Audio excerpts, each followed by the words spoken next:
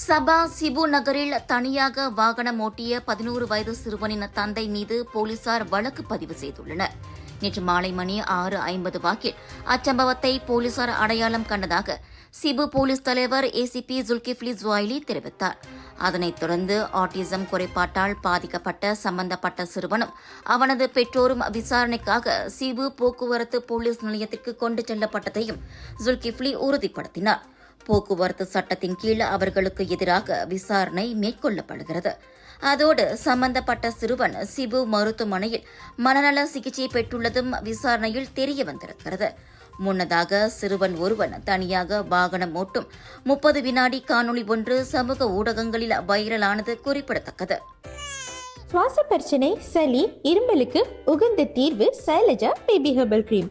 துளசி, கரிஞ்சீரகம், கிராம்பு போன்ற மூலிகைகளால் கொண்டு தயாரிக்கப்பட்டுள்ள சைலஜா பேபி ஹெர்பல் கிரீம் உங்கள் குழந்தைக்கு சிறந்த தேர்வு.